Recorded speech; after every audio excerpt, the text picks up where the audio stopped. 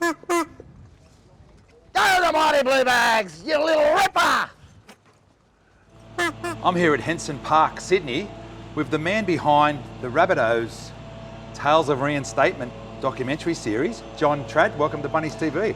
Thank you, thanks for having me. No worries. Where are you from? And what was it like growing up there? I was born in Redfern, on Redfern Road, number 81 Redfern Road. I was born there in 64 and stayed there till 67, but my parents moved into there in 1952.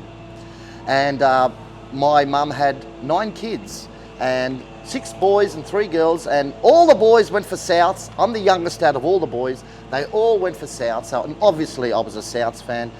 And my sisters, to spite us, they went the opposition. They went Manly, they went Roosters, and they went St George. So that's life growing up in my household, you know what I mean? Oh, we won't hold that against them anyway. So. Okay, so we'll fast forward. Yeah. You grew up as a Souths fan. Oh, 100%. Yeah. Number one. Yeah. So what are some of your favourite memories of the old Redfern Oval? Oh my God. Some of my memories there is when we used to go there with a pack of mates, we couldn't find a spot. We liked to sit right in the middle, opposite the grandstand, right in the middle of 50, and we needed to sit there. So what I'd do is I'd walk up and I'd find a spot, and then I'd just chuck a fit. I'd be jumping up and down and flying up and down, my legs flying, and people would create a space for us. And as soon as their space was there, my mates will all come up and we'll have the best spot every time. That's one of my favourite moments. Yep. But obviously watching Souths play in the 80s, mate, was incredible. The best time ever in 70s and 80s. Yep. Loved every minute of it. And I suppose now, because us living through that era, me as a player, you as a fan, Yes, the evolution of the club now to being a premiership powerhouse has been quite satisfying. it is. It is. Souths needed money before. At the moment, we don't need money, do we? No. They're loaded. Yeah. So they were hard times for Souths. It was just hard time for a lot of the inner city clubs, and Souths was one of them. A lot of people don't know that Souths nearly went broke 3 or 4 times in the 70s and 80s. They got some good help there, and well, we had a really few great years in the late 80s, and we thought we were going to, keep it up. It's you know what it's sport, footy changes, and all Souths didn't do too good in the 90s. So that takes us to Souths getting the boot and then being reinstated. And tell us about your role in all that. Well, what happened with that was in '99, a friend of mine, Tori Lombardo, he had a camera for sale, a video camera, and he said to me, I should buy it. And I said, what am I going to do with that? He goes, you like footy, go film footy.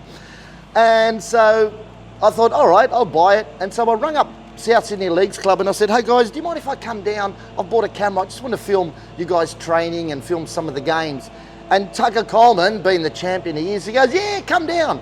Anyway, sure enough, Souths get kicked out. Everyone's upset, and then South Sydney staged, I'm not sure what it was, but they staged something, and I took my video camera there and I started filming, and I think it was the decision day for the court, when we went to court and we lost the first court case, and the scenes at the club was just everyone crying, and it was very, very depressing. But I managed to get 3 hours footage of that day, and then all of a sudden we're into something else, and then George Piggin says, we're going to march from Redfern to Town Hall. And I said, wow, that'll be great. So I took my camera there, and then everything Souths did, I just started accumulating all these footage and hours, and I wasn't scared. I'd grab the camera and I'd go anywhere. I wasn't scared. I'd follow George Piggins everywhere like he was a god. And sometimes, because I didn't have a really good camera, I had to stick the microphone so close to his face, the poor bloke, and he not once ever said, get that camera off my face. Yep. He was great. Yeah, so I accumulated all these footage, 27 hours worth of footage. South Sydney approached me, they said to me, mate, we've got to do something about this after we got reinstated. We won the court case, we're back in. Souths ring me up, they say, John, bring your tapes over, we want to do a documentary, we want to sell this stuff, raise money for the club. I said, fantastic. Anyway, we had a bit of difficulty there, 3, 4 years, 5 years, nothing was happening. And then the tapes went missing, but we found them. Anyway, fast forward 18 years, 16 years, so it's 2018. And I approached Souths again. They thought, oh, this is great, John. We're coming to the 20-year anniversary of being reinstated back into the competition. And, you know, we need to do something with your footage. So fair enough, I gave him to Souths. Little did I know that behind the scenes, Souths were doing one of the greatest documentaries you'll ever see. So powerful, so strong. They had it, they'd have you going the whole time. It's a 14-part series documentary. If you haven't heard about it, if you don't know it, it's called Tales of Reinstatement. Check it out. You'll never regret it. And you'll find out the whole story of how South Sydney got back in the comp. People don't know that. There's people now they're in their teens and they follow Souths. They got no idea what happened. No idea. Check out this documentary. At the moment, it's on YouTube and you can watch it, Tales of Reinstatement. And at the moment, we're also in talks with Stan. We want to try and put this out so that all of Australia can see it. And Stan, not a better way to do it than with Stan. But we have a little bit of technical issues there too, back and forth. Things aren't really going that smoothly about that being out there for the nation to see. But hopefully they can work it out, because it's a shame if it doesn't go out there. It's a shame if nobody sees this documentary. It has to be seen. It'll open up, hopefully it doesn't open up another can of worms and cause more trouble, but it won't. It's a great documentary, you should see it. It's unbelievable. Yeah, well, I can agree with that. Some great South Sydney people on there. It's very moving about all the emotion and the time of the reinstatement. Just listening to, say, Sean Garlick talking about driving up to Newcastle with Vossi, and there was tears flowing, and so yeah, I won't give it all away, but the beauty of that is you can watch it on YouTube, just like you can watch Bunnies TV. So we'll go on to, you're a Jets man now, mate. Yeah, I've been with the Jets at the same time as I was with the Rabbits in 2000. Jets were put into the competition, New South Wales reserve grade competition in 2000, and same again with the camera. I went and filmed one of their games, and from there I became a cameraman for 10 years. I was a cameraman for 10 years, and all of a sudden my camera broke. I didn't have anything to do, so I brought my little penny farthing here just to show it off. It's a funny looking bike. Anyway, we scored in the last minute, and I got on the bike and I did a lap, and I got lots of people were really happy to see the bike, and they were cheering, and I said, I'm going to bring it next week. So the camera got left behind, and now every time the Jets score a try, I do a lap with the penny farthing. Stay away! Stay away! Dog there. The dog's dropped off. A whole lap of the field. It's 600 metres, and I'll get a lot of high fives. Kids chase me, and it's great. And I've been on the footy show with that too. Newtown is coming. Hear the Bluebags humming. Newtown. Look out, Kevy. Newtown is flying. There'll be no denying Newtown. So you love this old ground, Henson Park, and Henson the game of rugby league? I love it. I was born into it, you know what I mean? You're living right next door to Redfern Oval. I never missed, I don't remember going to the grand finals, but my brothers all took me to the grand finals, the 67, 68, 69, 70, 71 grand final. I was there, but I can't remember it. I was only 3, 4, 5, 6 years old.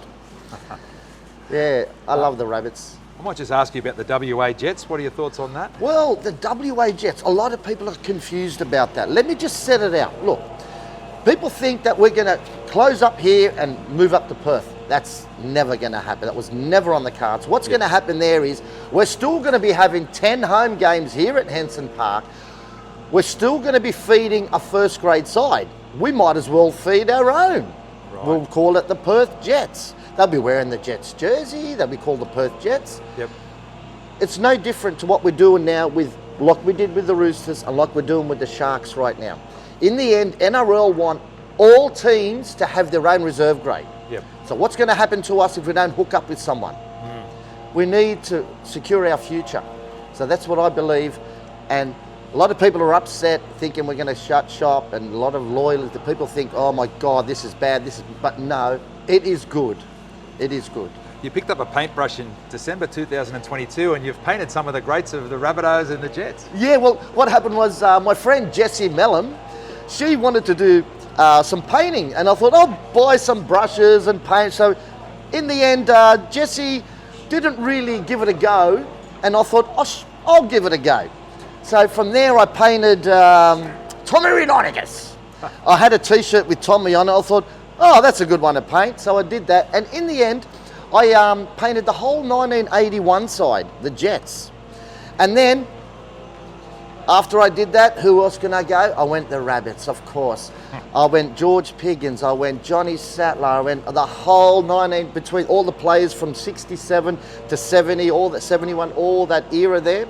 I've painted all them. So I've done the 60s, and now I'm going to jump to the 70s, and then the 80s, and the 90s, and 2000. I'm just going to keep going. Painting, look, my paintings aren't that good, but the subject is good. The person I'm painting, that's what, when people look at my painting, they don't say, oh, great painting. They talk about the subject. They talk about the person who I'm painting, which is really what I want most.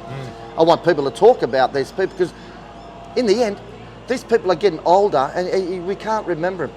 If you keep pushing them, pushing, people learn history, they learn more about the Rabbits, and the more people talk about them, the more you learn about them. Yep, and there's a lot of passion behind the painter as well, I think. Yes, there is. You've been involved in movies with Jason Stevens. Yeah, Jason Stevens, mate. I came here to Henson Park and I saw this film crew, and I go, what are you doing here? And he goes, oh, we're making a movie. And he says to me, we need someone to do the barbecue for the actors and the crew. And I said, I'll do it. I'd done that, did the first day there, started at 4 in the morning, finished at 7 in the morning. And Jason says to me, oh, you can go home now. And I said, Jason, what am I going to do at home? Can I stick around? I want to see this movie. I want to see it. He goes, yeah, be quiet, turn your phone off and stay out of the way. I said, sweet. Anyway, half an hour later, he rings me up and he says, Johnny, we need you as an extra. One of the guys didn't turn up. Oh, I was chuffed. I'm an extra. Then from an extra, I suggested that he needs another character in his movie. Oh. And he said, yeah. And then the next couple of days, I said, oh, you need another character to do that.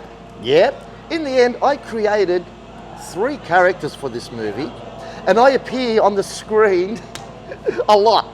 Right. Yeah, so that was great. And working with Jason Stevens, he's such a gentleman. The passion from that guy is incredible. You got to watch this movie. It's called Chasing Comets, if you haven't watched it already. It's got Bo Ryan, and it's got a few other heads in it. Yep. And another movie he made was called Finally Me. And also then, I appear in that too sometimes. And great movie, watch it, Finally Me, Jason Stevens production. You got to watch it. Yeah. Robert Redford, look out, eh? Yeah. And you've recorded a song? Yeah. Tell us about that. Well, the song was, I was in the shower and I was pretty dirty. And I started singing all these words, and all of a sudden I just kept singing them every day. And I was singing them in front of the CEO of the Jets, Stuart McCarthy. And he's got his own record label. And he said to me, we've got to record that song, John. Anyway, 2 years later, I sing it again. John, we got to record this song. So we recorded it at at Olga, her nephew. He's got a studio. And the song is called Steppin Out from the Edge of the Dirt. And it's a 90s sort of grunge song. Yep. So check it out on SoundCloud. It's called Steppin Out from the Edge of the Dirt by John Jett, Jonjet. That's my song. Can you take us out with that, a bit of that? Yeah, I'm stepping out from the edge of the dirt. Dude, stepping out from the edge of the dirt. Look at me and you're gonna get hurt. Dude, I'm stepping out from the edge of the dirt. Wow! Keep the Jets flying.